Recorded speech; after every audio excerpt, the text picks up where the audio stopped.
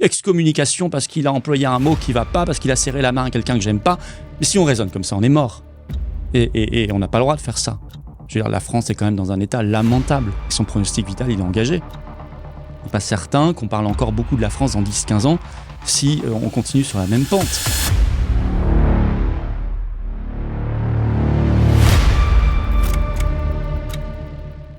Il est le troisième des responsables politiques souverainistes d'envergure à se déclarer candidat à la présidentielle. 3 candidatures souverainistes, 4 si on inclut celle également de Juan Branco. J'ai le plaisir de recevoir Florian Philippot, président du parti Les Patriotes. Bonjour. Bonjour et bienvenue. Bonjour à vous. Excusez-moi. On vous avait reçu en octobre dernier et à l'époque, vous nous aviez dit que justement, vous n'étiez pas candidat, donc vous pouvez tenir certains propos. Ouais. L'eau a coulé sous les ponts, manifestement. Vous êtes désormais candidat. Pourquoi avoir changé de fusil d'épaule ? En fait, j'ai toujours eu le même discours. J'ai dit je ne suis pas candidat, surtout on est en octobre, parce que je laissais le temps. Je venais en juin, donc en octobre par rapport à juin, c'est 4 mois plus tard. À l'époque, donc en 2025, je venais de proposer, justement aux personnes que vous venez de citer, aux autres souverainistes, une primaire souverainiste. Parce que j'avais bien compris que le sujet de cette présidentielle pour les souverainistes, ça allait être d'être le plus rassemblé possible, ce qui est pour moi un objectif. Et donc, on était en octobre, juin, j'avais dit je ne vais pas précipiter, parce qu'il y avait déjà à l'époque 3 candidatures. Vous avez cité les 3 autres, Juan Branco, François Asselineau et Nicolas Dupont-Aignan étaient déjà annoncés, parfois depuis 3 ans, pour l'un d'entre eux, candidats. Et donc, j'ai dit moi, je ne vais pas ajouter maintenant ma candidature. Je vais d'abord les laisser étudier ce que nous avons proposé, une primaire, c'est-à-dire que ce soit le peuple souverainiste qui décide et qui vote pour un seul candidat. Et que les autres, les 3 autres, ou 4 autres, participent qui veut, avec quand même comme critère le Frexit, enfin un critère quand même souverainiste, réel, et bien que les autres s'engagent, comme toute primaire, à soutenir le gagnant, quel qu'il soit. L'engagement, on l'aurait signé avant, on aurait fait une primaire, on aurait fait une campagne pendant 2-3 mois, de bonne tenue, respectueuse, parfois vive peut-être, mais respectueuse. Et puis le peuple souverainiste, selon des modalités qu'on aurait définies ensemble, je ne peux pas les définir tout seul, il y a des petites questions pratiques quand même, enfin on les aurait vues ensemble, c'est pas insurmontable, aurait élu un candidat, et voilà. Bon, de l'eau a coulé sous les ponts, on m'a répondu non. On m'a dit non, on veut pas de ta primaire souverainiste. Bon, je trouve ça dommage. Donc là, il reste 2 possibilités. Soit il se ravise, et parce que je suis toujours ouvert à cela, et nous allons vers une primaire souverainiste, il n'est pas trop tard. On peut très bien l'imaginer en septembre, en octobre. C'est pas du tout trop tard. Il y aura d'ailleurs d'autres primaires peut-être dans d'autres camps qui s'organiseront à peu près à la même période. Et vraiment, ça n'est pas trop tard. Soit il y a une candidature, je dirais rassembleuse, fédératrice qui émerge naturellement.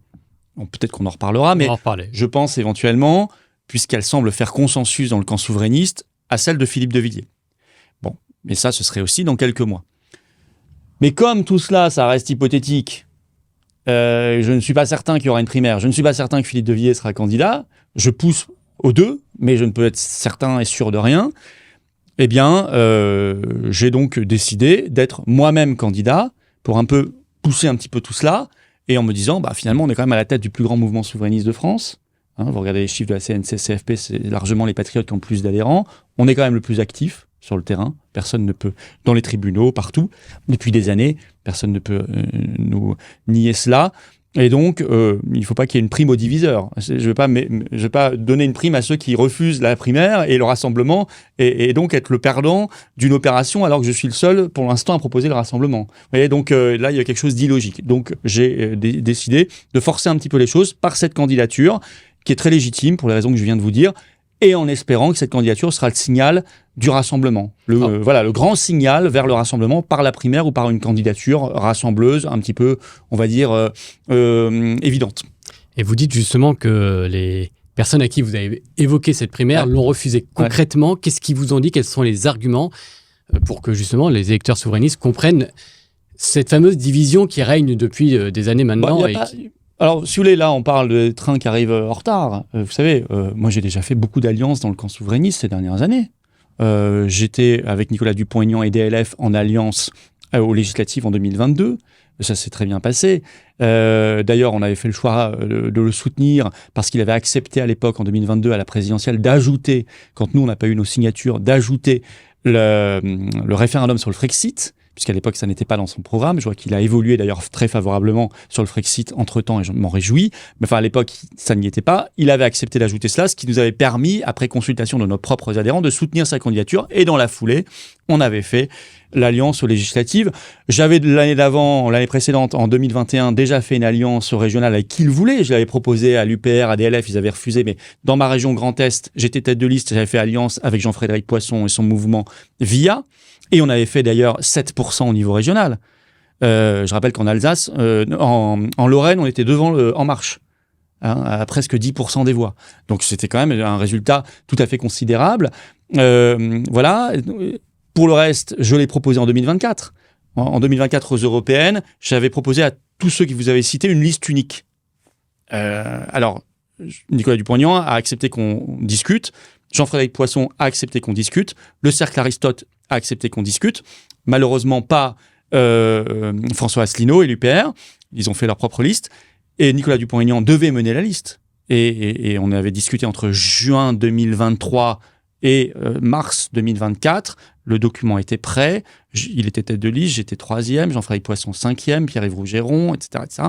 Le général Blanchon, enfin voilà. Et finalement, 2 jours avant la conférence de presse, Nicolas Dupont-Aignan nous a dit non. Donc on s'est organisé, on a quand même fait l'alliance, moins large que prévu, mais on l'a quand même faite avec le Cercle Aristote, avec VIA de Jean-Frédéric Poisson, avec quelques personnalités des mouvements résistants et souverainistes. Et c'était, je crois, aussi un bel exemple. Pas aussi large qu'on l'aurait aimé, mais un bel exemple. Donc j'ai déjà fait ces rassemblements, plus dans les manifestations, où j'ai donné la parole à tout le monde, invité tout le monde. Alors ils viennent ou ils viennent pas. Beaucoup sont venus, certains refusent. Voilà. Donc, si vous voulez, là, je pense qu'il y a quand même des exemples. Les Patriotes sont une force qui a toujours été pour le rassemblement et qui l'a faite dès que on a pu la faire. Après, je suis pas responsable du refus des autres. Ça, je peux bien être responsable de ce que je fais moi, mais pas de ce que font les autres. Mais je ne désespère pas du tout, que d'ici l'automne, il y ait une solution rassembleuse qui émerge. Je pense que c'est possible. Et admettons, on y viendra, cette solution rassembleuse, mais admettons qu'elle ne vienne pas, que vous soyez en effet tous les 3, tous les 4, voire tous les 6 si on inclut Reconquête et RN, mais ça c'est un autre débat, on y viendra également tout à l'heure. Évitons de les mettre dans le camp souverainiste, on va y surtout aujourd'hui. On va y venir tout à l'heure. En revanche, voilà, admettons que vous y soyez tous les 4. Ouais. Qu'est-ce qui vous distingue les uns des autres? Parce que vraiment, l'électeur souverainiste, il n'a pas forcément l'impression qu'il y a une grande différence entre les 4 offres qu'on lui propose. Quelle est la patte Philippot? Oui, mais je pense que c'est théorique, parce que vous imaginez pas, dans le contexte actuel, 4 candidats différents avoir les 500 signatures. Bon. D'ailleurs, la primaire aurait cet intérêt, c'est que tout le monde se mettrait à la recherche des parrainages pour un seul et unique candidat, ce qui serait une garantie supplémentaire de bien avoir un candidat. Vous voyez, donc je pense qu'il faut rester raisonnable. On peut aujourd'hui, vous savez, je crois qu'il y a aujourd'hui 40 ou 42 candidats à l'élection présidentielle. Chacun sait très bien que en avril et mai 2027, il n'y aura pas 42 candidats à l'élection présidentielle. Il y en aura peut-être beaucoup, mais peut-être le maximum, je crois que c'était en 2002, il y en avait 16. Vous voyez, bon, peut-être au maximum 16, on va dire. Mais vu le nombre de signatures, et encore les maires signent moins qu'en 2002, pour plein de raisons. Mais donc, voilà, donc c'est théorique. Après, nous, notre patte, pourquoi je suis légitime à être candidat? C'est ça la question. Les Patriotes sont un très grand mouvement. On a 44 000 adhérents. On a... J'en fais pas un trophée, mais enfin, c'est toujours un signal. C'est nous qui avons, dans le monde souverainiste, largement le plus grand nombre d'adhérents. Pourquoi? Parce qu'on a justement cette spécificité de toujours pousser au rassemblement, dès qu'on peut. Voilà, de toujours le faire, dans les élections et pas que, dans les manifs, dans les événements que nous organisons, comme les Assises de la souveraineté d'Arras, qui sont un très grand événement en septembre désormais, et aussi parce que nous sommes dans l'action. Et je crois que le monde souverainiste attend l'action. Alors l'action, ça peut être des manifestations, ça peut être de faire une opération coup de poing, comme on dit, un jour devant Bayer-Monsanto. On l'a fait, devant Pfizer, devant la Commission européenne. Ça leur fait pas plaisir en face, mais nous, on le fait. Ça peut être d'être devant les tribunaux. Moi, j'ai 2 procès pendants contre von der Leyen. Il n'y a aucun autre parti politique en France qui se mouille là-dessus. En plus, ça coûte de l'argent, donc je comprends. Enfin bon, il faut le faire. Vous voyez, donc, c'est ça peut-être notre patte. Sur le fond, je peux vous parler de moi. Nous sommes un mouvement gaulliste social. Frexiteur souverainiste pour la sortie de l'UE, de l'euro, de l'OMS, de l'OTAN, de la CEDH, de toutes les structures mondialistes, et un mouvement qui veut reconstruire la France sur des bases saines, c'est-à-dire une France libre, forte, sûre, heureuse, qui apporte un rayonnement international à notre pays, une voix indépendante, la paix, les libertés. Voilà. Après, c'est pas avec les personnes que vous avez citées que j'ai le plus de différences en France. Et je les considère absolument pas comme des adversaires ou des ennemis, bien au contraire. Mes ennemis, ils sont en face. Mes ennemis, c'est Macron, c'est von der Leyen. Moi, je passe pas ma vie à parler des personnes que vous citez, parce que le piège, et ça ressemble au mouvement trotskiste, c'est que vous passez votre temps à parler du voisin trotskiste. J'ai toujours refusé de tomber dans ce piège, qui est un piège naturel, où votre pire ennemi, c'est votre voisin, parce qu'il vous prend une part de marché, entre guillemets. Je n'ai jamais raisonné comme ça, et je pense que c'est un piège fatal et qui est désespérant pour le peuple souverainiste. Moi, j'essaie au contraire de créer des ponts, des liens, et on peut y arriver. Parfois moins qu'on l'espérerait, mais on y arrive honnêtement. Il ne faut pas désespérer le peuple souverainiste. Il y a beaucoup plus de travail ensemble et d'alliances et de rassemblements qu'il y en avait il y a 5 ans. C'est une évidence. Il n'y en a pas encore assez, mais il y en a beaucoup plus. Voilà. Mais pour le reste, il faut cibler l'oligarchie mondialiste, européiste, macroniste et les faux opposants. Les personnes que vous citez ne sont pas des faux opposants, ce sont de vrais opposants. En revanche, RN, Reconquête, LFI, PS, tout ça, ce sont de sacrés faux opposants. Bon, comme je vous ai dit, on y viendra tout à l'heure, mais ouais. Je voudrais qu'on aborde le cas de Philippe de Villiers, parce qu'il ouais. fait le lien finalement avec la question des idées. Ouais. Philippe de Villiers, on sait, c'est quelqu'un de conservateur, plutôt souverainiste, bien évidemment, frexiteur, mais également un peu identitaire. Mm-hmm. Il y a quand même la question des idées, la question du clivage gauche-droite derrière la question du souverainisme, qui, me semble-t-il, est assez peu abordée. Vous, où vous vous situez justement dans ce débat-là, vous qui êtes issu finalement du chevènementisme? Oui, moi je ne suis pas dans le clivage gauche-droite. Jamais une seconde dans ma vie je me suis dit de droite ou de gauche, intérieurement si vous voulez. Donc j'ai toujours considéré qu'il ne fallait pas faire l'union des droites ou l'union des gauches, parce que ça vous amène in fine, regardez le RN, in fine ils font alliance avec Ciotti. Alors certains applaudissent Ciotti en disant c'est formidable, enfin on fait l'union des droites. Enfin, on sait très bien pourquoi Ciotti, c'est lui qui est venu chercher l'alliance aux législatives à la dissolution en 2024, parce que s'il ne faisait pas l'alliance, dans sa circonscription des Alpes-Maritimes, le RN lui mettait un candidat, il perdait sa circonscription, il n'était plus député. C'est la seule raison pour laquelle il a fait l'alliance, faut pas se leurrer. Et il la défera dès que ce sera son intérêt, vous inquiétez pas. Ce genre de personnage très opportuniste, ils savent faire. Donc ça, on dit c'est l'union des droites, c'est formidable. Mais enfin, avec quelles idées? Ciotti, il a voté tous les traités européens. Il a voté le traité de Lisbonne comme député contre le référendum des Français, je le rappelle. Enfin, c'est pour moi une trahison absolue. Il est pour la retraite au minima à 65 ans. Il va aller plus loin que Macron. Il a soutenu la guerre en Ukraine. Il a voté l'accord de défense France-Ukraine en 2024 à l'Assemblée. Il soutient la guerre en Iran, au Moyen-Orient, aux côtés de la coalition israélo-américaine. Il a soutenu le pass sanitaire, le pass vaccinal, la suspension des soignants. Et ça, on dit c'est formidable parce que c'est l'union des droites. Peut-être. Mais à ce moment-là, vous faites l'alliance avec quelqu'un qui est en fait complètement dans le système. Et vous allez donc au pouvoir mener la politique du système, on le sait déjà. Donc, vous voyez, c'est inopérant. Oui, alliance des gauches, on mettrait Mélenchon et Glucksmann ensemble, sous prétexte qu'ils sont de gauche. Mais on sait très bien que c'est totalement incohérent. Enfin, c'est leur problème, c'est pas le mien, hein, mais c'est évident. Par contre, l'alliance des patriotes, des souverainistes, qu'ils soient de droite ou de gauche, ou de nulle part, la plupart se sentent de nulle part en réalité, comme moi, eh bien, je crois que c'est plus opérant. Philippe de Villiers n'a pas la même tradition politique que la mienne. Il est, effectivement, vous dites, plus conservateur, probablement plus identitaire, quoique il traite intelligemment la question migratoire. C'est-à-dire que peut-être qu'il en parle plus que moi, même si moi j'en parle, parce que c'est un vrai sujet. Mais par contre, le point commun, il est fondamental pour moi, c'est qu'il se donne les moyens de le résoudre, le sujet. Il a bien conscience, je le vois dans son expression publique, et je le sais aussi par les conversations privées que nous avons ensemble, que si nous ne quittons pas Schengen, l'Union européenne et la CEDH, y compris sur le sujet migratoire, on fera du vent. Et ça le différencie grandement de tout un courant identitaire qui s'agite, qui tape du poing sur la table en disant remigration, grand remplacement, et à côté vous les interrogez sur Schengen, le Schengen, la CEDH ou l'UE. Ah non, ça en reste, on y reste. Donc c'est de l'agitation, c'est du Mélanie, ça finira à 500 000 entrées par an. Philippe de Villiers, non, c'est beaucoup plus cohérent. Après, il a une cohérence sur la défense des libertés. Moi, j'ai repris ces interviews pendant le Covid, pas 5 ans après, hein, c'est facile 5 ans après, pendant le Covid, 2020, 2021, 2022. Il était totalement sur notre ligne. Les libertés, le combat contre les passes, l'apartheid, la suspension des soignants, etc. C'est extrêmement rassurant parce que ça veut dire qu'il a une conception des libertés individuelles qui est très proche de la nôtre. Frexit, sortie de l'OTAN, il l'a dit, il a fait les tribunes, sortie de l'euro L'euro, il a toujours considéré que c'était la monnaie d'occupation. C'est lui qui a inventé le terme. Donc, si vous voulez, voilà. Et je rappelle qu'il est l'un de ceux qui a ferraillé dès 1992, l'un des mousquetaires, comme on disait à l'époque, contre Maastricht. Que dans la foulée, il crée le MPF, qui est le mouvement souverainiste, qui l'emmène d'ailleurs à 12% aux européennes de 94, puis 13% en alliance avec Pasqua aux européennes de 99, qui est d'ailleurs mon premier meeting. Je n'avais pas encore le droit de vote à quelques mois après. En 99, je suis allé à Lille assister à un meeting de la liste Pasqua-Villiers. Vous voyez, donc on retrouve des cohérences. Avant de soutenir Chevènement, et tout ce monde-là, De Villiers en 2002, il veut soutenir Chevènement. Il dîne avec Chevènement. Et c'est l'équipe Chevènement qui, bêtement, refuse de reconnaître ce dîner, parce que De Villiers avait en tête de dépasser le clivage gauche-droite déjà en 2002. Vous retrouverez les articles de presse sur ce dîner que l'équipe Chevènement a nié, alors qu'en fait, on a su plus tard qu'il était réel et que cette alliance aurait dû se faire. Voilà. Donc, il y a si vous voulez, une cohérence. Après, il n'est pas de la même tradition politique, c'est vrai. Moi, je ne suis pas de Vendée, je ne suis pas dans les mêmes courants historiques, je ne suis pas de la même tradition politique. On a sûrement sur certains points des divergences. Eh bien, c'est la vie.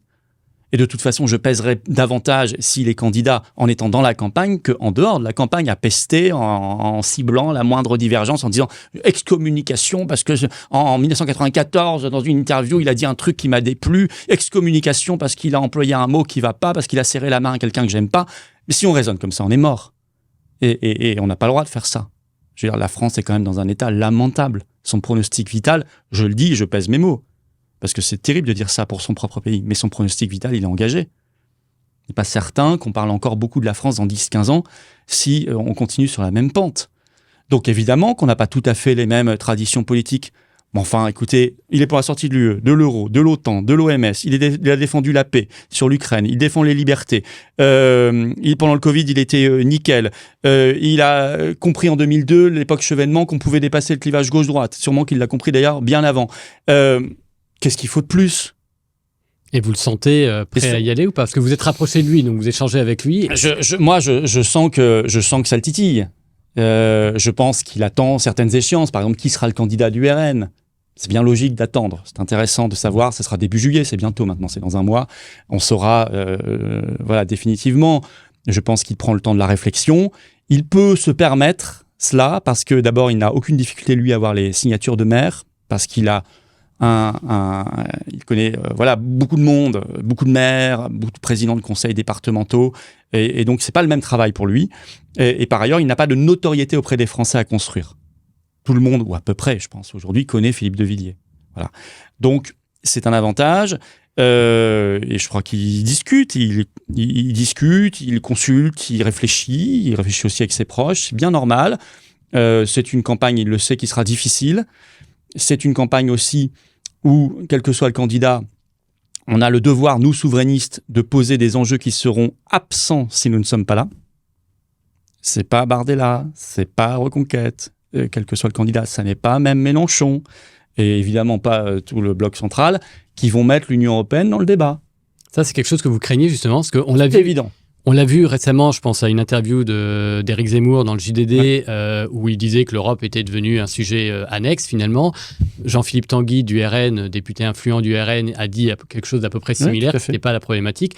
Et en effet, c'est vrai que si ces deux partis-là ne défendent plus une vision, on va dire, offensive vis-à-vis de l'Union européenne, il y a le risque en effet que l'Union européenne ne soit pas un sujet abordé pendant la présidentielle. C'est une évidence absolue, c'est tout à fait leur pacte. Vous voyez, ça c'est un pacte. Tacite, implicite de LFI au RN. On ne parle pas de l'Union européenne. Parce que c'est tellement plus simple d'organiser ce clivage gauche-droite. Les méchants mélenchonistes qui vont, avec leur France, faut dire qu'ils tendent le bâton, hein, avec leur nouvelle France, qui vont faire une France qu'on ne reconnaîtra plus. Là, en face, l'extrême droite, le fascisme à nos portes. C'est tellement facile de faire cela. Alors qu'à la fin, les deux ont déjà été au pouvoir en Europe, hein. Mélenchon, il a été au pouvoir, ça donnait de Tsipras. Il avait le même discours que lui hors campagne. Ralliement absolu à la doxa européenne au bout de 6 mois. Pour les gens qui ne se souviennent plus. Grèce, 2015. Bardella a déjà été au pouvoir en Europe. Il l'est actuellement. Il l'est en Italie. Il l'est avec quelqu'un d'ailleurs qui a, à mon avis, plus d'épaisseur que lui, Mélanie. Hein. Nous, ça serait encore pire. Mais enfin, les résultats ne sont pas au niveau, je pense, de ce qu'attendent et espèrent les électeurs du RN. S'ils se réjouissent parce qu'on passe à 500 000 entrées par an d'immigration, comme c'est le cas en Italie aujourd'hui sous Meloni, Ça m'étonnerait. Je pense qu'ils vont être déçus. Or, ça sera ça. Elle veut aller vers la retraite à 67 ans. C'est-à-dire ce que demande Bruxelles. D'ailleurs, on voit que Bardella est en train de changer le discours du RN sur les retraites parce qu'il est en train de se mettre dans les clous de Bruxelles, y compris sur ce sujet-là. Donc, le pacte entre tous ces gens-là, c'est de ne pas parler l'Europe. D'ailleurs, ils le font quotidiennement à l'Assemblée nationale. Quand ils votent des motions contre le Mercosur. Non, c'est bon, on a réglé le problème du Mercosur. Bah non. Mais c'est bien de le faire croire. Tout récemment, ensemble, LFI et RN ont voté à l'Assemblée nationale une proposition de loi ou un amendement, mais qu'à force de loi, pour obliger les cantines scolaires à se fournir à 100% en produits agricoles et alimentaires français. C'est superbe sur le fond, c'est dans notre programme, nous, aux Patriotes, depuis longtemps. Mais, alors j'ai vu les tweets des députés LFI et RN, les mêmes tweets. Vous voyez, comme quoi, ils sont plus d'accord qu'on ne le dit, en disant « c'est formidable, on a imposé 100% de produits français dans les cantines ». Évidemment, faux. Ils sont pris une note de la communauté immédiatement en disant c'est contraire au droit européen et vous le savez très bien. Moi-même, j'ai remis le tweet. La ministre de l'Agriculture leur a dit. Donc en fait, ils en fument et ils le savent en fait. Donc c'est horrible, c'est une manipulation. Donc si les souverainistes ne sont pas là dans cette campagne présidentielle, eh bien le sujet de l'Europe sera chointé. Or, il est le sujet central. Central sur l'agriculture, sur l'énergie, sur l'immigration, sur l'industrie, sur la paix ou la guerre, sur nos libertés, sur la santé, sur tous les sujets, c'est le sujet absolument central, c'est parce que c'est le sujet de notre souveraineté, de notre capacité à choisir notre destin ou pas, subir ou choisir, c'est ça la différence. Donc évidemment qu'il faut une puissante candidature souverainiste, donc rassemblée, intransigeante, pas momolle, hein, on dit les choses, ça sert à rien sinon, hein, si on est là pour dire les choses à moitié, on n'y va pas. Et voilà, et puis clair et net. J'ajoute un petit point, parce qu'on nous voit parler de la présidentielle depuis le début de l'entretien. Certains vont se dire, mais je ne le reconnais plus. Non, je rappelle que je pense que nous devons nous battre pendant les élections. Et la présidentielle est particulièrement importante. Mais aussi avant et après. Car dans l'histoire de France, tout n'est pas toujours venu des urnes. Il y a même beaucoup de choses qui ne sont pas venues des urnes. Donc, des grands changements positifs pour le pays. Donc, il faut aussi relativiser un tout petit peu le poids du combat électoral. Le combat électoral est important, surtout la présidentielle, il ne faut absolument pas le négliger, mais il est surtout important de ne jamais lâcher le combat, car les esprits, on doit les faire évoluer dans le bon sens en permanence.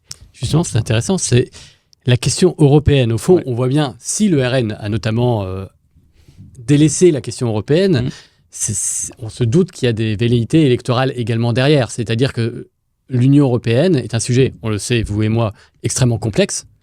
Les traités, le fonctionnement des institutions, il faut vraiment s'accrocher pour les comprendre.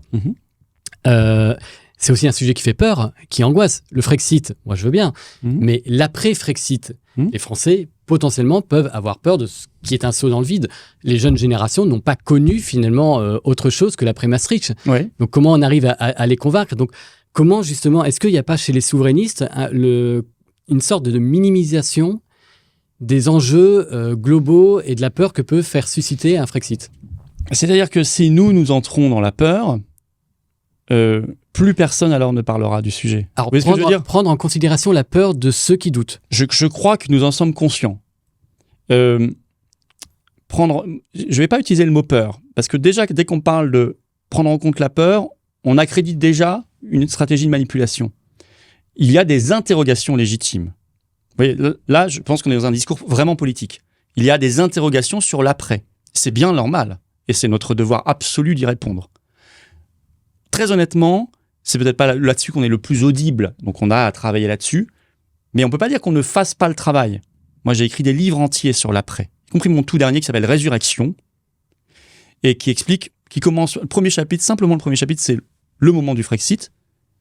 Et les 5 suivants sont thème par thème. Voilà ce qu'on va pouvoir refaire concrètement, avec des sujets extrêmement concrets, pour la France, à partir du moment où nous aurons retrouvé notre souveraineté en étant libres. Et on développe. Et après, on essaie de le faire aussi dans nos meetings, dans nos interventions, nos très rares interventions médiatiques. Il y a quand même un problème là-dessus. On a sûrement des torts, mais enfin, on est honnêtement très peu responsable du nombre d'invitations médiatiques qu'on reçoit. Parce qu'il y a une règle de plomb avec l'ARCOM, de temps de parole. Et alors, nous, on fait beaucoup de choses. Moi, parfois, j'ai des invitations parce que je fais des manifestations. La dernière fois, typiquement, j'avais été invité sur France 2 le matin, parce que l'après-midi, c'était le 9 mai, jour de l'Europe, on a fait une journée du Frexit, un peu provocatrice, on a fait exprès, ça a marché. faut être malin aussi dans la com. Ça a suscité un intérêt chez France 2 qui s'est dit, tiens, on a envie de l'entendre. Et puis d'ailleurs, j'ai eu une dépêche AFP, j'ai eu de la chance derrière, donc ça fait une caisse de résonance. Bon, j'ai remarqué toutes mes dernières interventions, c'est parce qu'à chaque fois, on fait des choses. Si on faisait rien, on n'aurait rien, évidemment. 0 seconde d'invitation médiatique. Donc, il faut bouger, il faut se bouger. Il faut faire, il faut être inventif. Et puis, en même temps, c'est utile de faire une manifestation, voilà, pour ça, et puis pour la manifestation en elle-même, bien évidemment. Mais pour le reste, j'essaie de reprendre le fil du sujet, mais oui, vous me disiez la complexité des institutions. Oui, sur la peur, l'après. Oui, c'est-à-dire que moi, j'ai vu le raisonnement, j'ai vécu en interne du RN en 2017 le passage du programme sur le Frexit, sortie de l'UE et de l'euro dans le programme, à l'abandon. Ça s'est fait entre mai et septembre 2017. Et j'ai vu au départ des arguments tout bêtes pour le justifier. Beaucoup de gens pensent, ah bah tiens, ils ont été achetés par le gouvernement, par l'Europe, par la CIA ou je ne sais quoi. Non, avant de réfléchir à des scénarios comme cela, il faut réfléchir de manière très pragmatique. J'ai vu d'abord des cadres, je me souviens de Louis Alliot qui était vice-président, qui disait, moi je comprends rien à la sortie de l'UE et de l'euro, vous l'avez dit, c'est compliqué, effectivement, il faut bosser. Donc je ne peux pas le défendre sur les plateaux télé, donc il faut l'abandonner. Et c'était d'abord tout bête. C'était juste ça. Et d'autres cadres, à ce moment-là, qui n'avaient pas osé dire la même chose, ont approuvé en disant « Oui, pareil pour moi, c'est compliqué. Quand je fais le France 3 local parce que je suis candidat aux législatives, j'arrive pas, je m'en sors pas. Ce serait tellement plus simple de dire « Il faut arrêter l'immigration, point barre. » Voilà. OK. Et puis ensuite, j'ai vu une évolution par des gens qui se sont dit « Mais tiens, en fait, quand on arrête de parler de ces sujets-là, les médias sont moins durs avec nous. On est un peu plus invités. Le tapis rouge nous est déroulé. On rentre dans le club. On prend sa carte du club. En fait, on n'est plus les affreux à vouloir sortir de ce système. On est comme vous. » Et donc là, d'un coup, une espèce de boulevard médiatique s'ouvre sur la quantité et la qualité des invitations. C'est tellement confortable. Et puis, il y a le confort. Vous savez, je suis au Parlement européen. Bon, c'est confortable d'être parlementaire européen. Je sais, je l'ai été 5 ans. C'est vrai que c'est confortable. Sauf que moi, je suis sorti de là frexiteur carabiné. Je suis rentré frexiteur, mais je suis rentré encore plus frexiteur parce que j'ai vu de l'intérieur l'horreur. Mais d'autres, j'en connais plein, se sont dit en sortant, « Attends, j'ai envie de faire un 2e mandat. Donc ton Frexit, on verra un peu plus tard. » Donc il y a tout ça qui est rentré en ligne de compte. Après, les opportunistes sont arrivés, les carriéristes sont arrivés, les milliardaires sont arrivés. Et ils ont pris la main. Et à partir du moment où ils prennent la main, c'est fini. C'est fini. Vous êtes dans leurs mains. Il est hors de question de revenir au Frexit dans ce cas-là. C'est une évidence. Quand les puissances d'argent vous ont pris dans leurs mains, c'est terminé. Car ce sont les dernières à promouvoir le Frexit, bien évidemment. Donc, ça s'est fait comme ça. Donc, si nous, on commence à rentrer un peu dans les mêmes raisonnements en disant « Je ne vais pas totalement parler du Frexit parce que je sais qu'il y a un peu de peur. » Ben non. Le problème, c'est que moins il y aura de politiques qui parleront du Frexit, plus les gens auront peur. Et je pense que le RN porte une très lourde responsabilité là-dedans. Parce que si les Français voyaient LFI, le RN, peut-être Reconquête, défendre le Frexit, alors je vous parie qu'ils auraient moins peur, parce qu'ils se diraient, mais il y a quand même une large part du champ politique, y compris représenté au Parlement, qui défend le Frexit, donc c'est pas si absurde que ça. Mais le problème, c'est qu'ils ont vu ces responsables politiques, ces partis commencer à marcher sur des œufs en parlant, puis ne plus du tout oser en parler, puis dire carrément maintenant qu'il faut diaboliser le Frexit. Vous citiez Jean-Philippe Tanguy, il diabolise maintenant le Frexit. Donc c'est encore pire que tout, là, c'est un coup de poignard dans notre dos. Eh bien, ça augmente la peur. Parce que les gens se disent, ah, si même eux, opposition officielle, disent que le Frexit est une bêtise, c'est que ça doit vraiment être une bêtise. Donc c'est lamentable ce qu'ils font, c'est dramatique, c'est irresponsable. Voilà. Donc nous, je pense qu'au contraire, il faut y aller à fond, sans se cacher, mais, et je reviens à ce que je disais, pour clôturer, nous avons effectivement une responsabilité de répondre aux interrogations légitimes sur l'après. Qu'est-ce qui va se passer pour la dette, pour notre épargne? Je sais, toutes ces questions-là. On a fait des FAQ depuis longtemps, on a fait des vidéos depuis longtemps. Il faut le dire, le redire. Moi, j'ai écrit un livre qui s'appelle Frexit dès 2018, où je réponds à tout ça. C'est pas ce qui est le plus médiatisé, y compris dans notre sphère.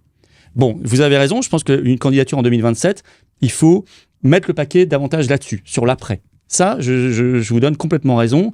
Moi, si je suis candidat, c'est comme ça que j'imaginerais ma campagne, en mettant énormément le paquet sur l'après, de manière très concrète.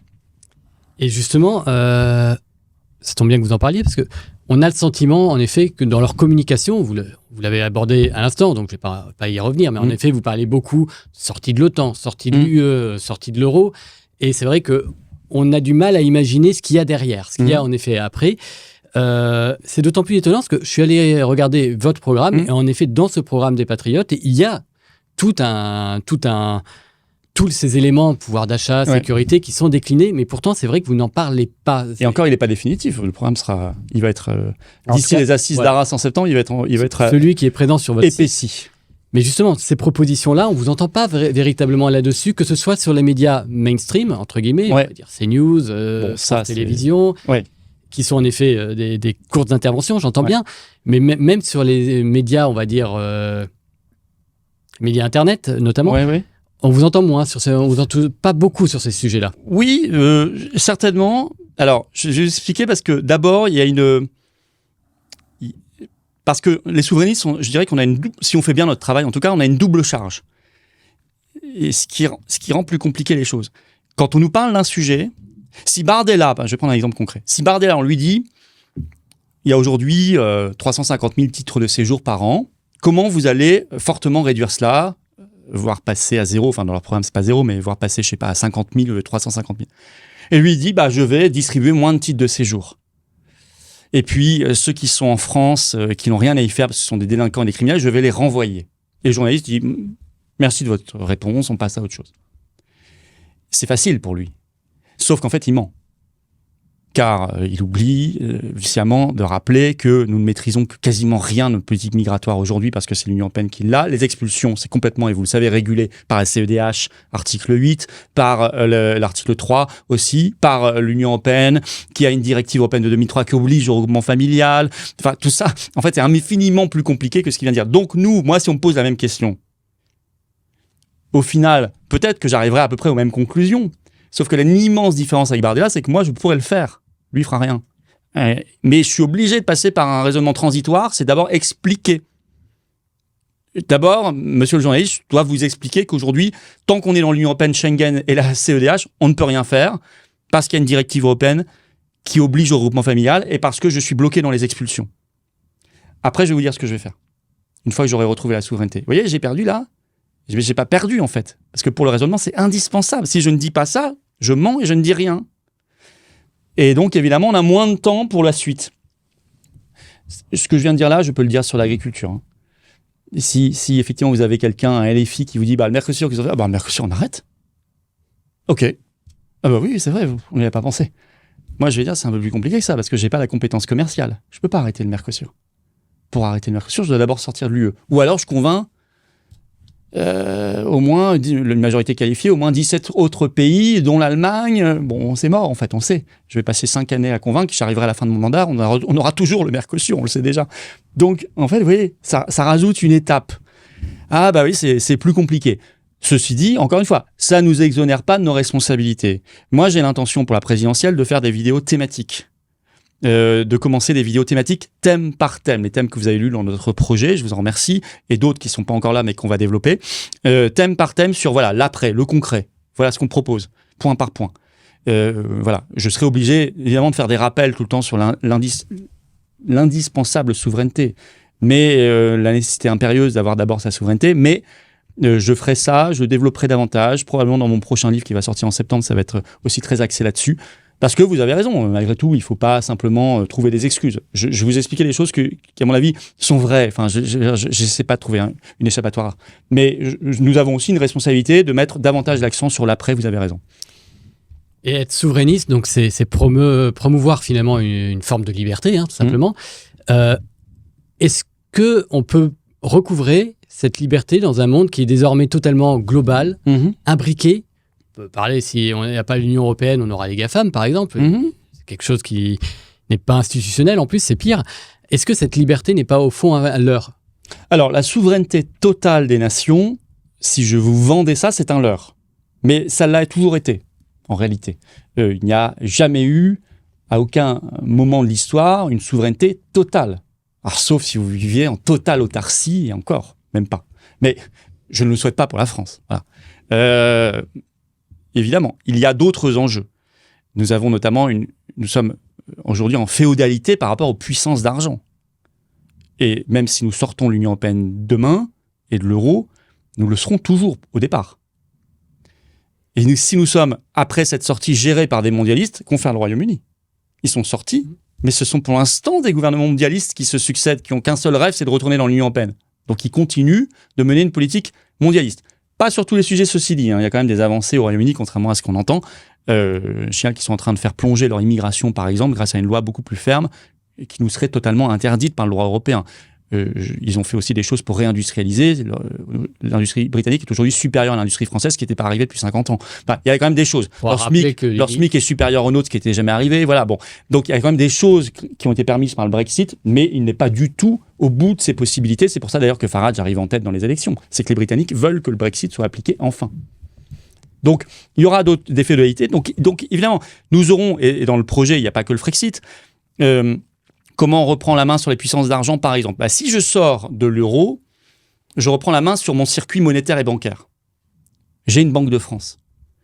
Donc, à partir de ce moment-là, je suis plus soumis à ce qui existe depuis Maastricht, depuis l'euro, en fait, ce qui a mené à l'euro, c'est-à-dire l'européanisation de ce qu'on appelle la loi de 73 en France. Vous savez, la loi de 73, c'est la loi qui a fait que vous n'avez plus le droit d'emprunter directement auprès de votre banque centrale, à taux très réduit. Vous devez forcément aller sur les marchés financiers, à des taux aujourd'hui qui sont à 4%. Il faut se rendre compte que les Français, en ce moment, ils payent 4%. Alors évidemment, si je reste dans l'euro, je ne peux pas, il n'y a pas question d'abroger la loi 73 ou pas, elle n'existe plus. Elle a été mise dans les traités européens, dans le droit supranational. Donc la réalité, c'est que, par contre, si je retrouve ma souveraineté monétaire et bancaire, ce qui pour moi est central pour un pays, alors je pourrais à nouveau compter sur ma banque centrale, ma Banque de France, pour régler ce problème de la dette. Et donc, si je règle une bonne partie du problème de la dette, et que je réglerai par ailleurs aussi par la création à nouveau de richesses en France, car le vrai remède contre la dette, c'est d'abord de recréer des richesses dans son pays, alors je serai beaucoup moins dépendant de cet esclavage pour dette, de ces puissances financières, de ces institutions financières, de ces fonds de pension américains, de ces fonds de pension chinois, de ces banques. Et c'est tout concret, c'est très concret. Et donc, je retrouverai une marge de manœuvre pour les politiques que je souhaite mener pour la France, à tout point de vue. Vous voyez, donc, en fait, la souveraineté, c'est la base. Ensuite, si vous avez un gouvernement patriote et un cap patriote en tête, vous pouvez vous libérer des autres, recréer une souveraineté numérique. Vous avez cité à raison les GAFAM, il faut une souveraineté numérique française. Ça ne se fera pas du jour au lendemain, mais il faut la faire dès qu'on peut, partout.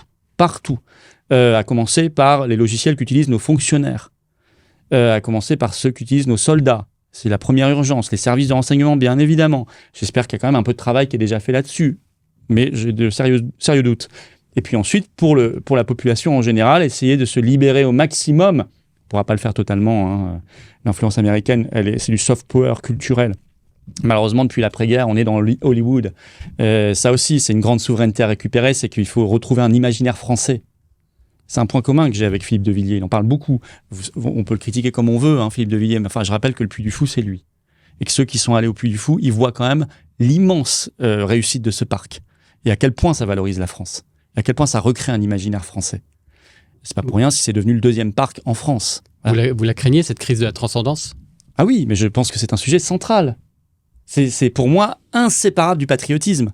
Il faut retrouver une profondeur historique. Notre pays, il a des siècles et des millénaires d'existence. Il faut revaloriser à l'école, et vous voyez que là, c'est même plus le Frexit, revaloriser à l'école l'apprentissage et l'amour de l'histoire de France. Déconnecter complètement l'école de tout le numérique, bien sûr, de tous les écrans. Ça fait très longtemps que je le dis, pas un écran à l'école. Il faut réapprendre effectivement le roman français, réaimer la France. Quand on voit tous les petits sauvages là qui ont mis à feu et à sang Paris après la victoire du PSG, il y a des questions migratoires évidentes là-dedans, mais enfin pas que.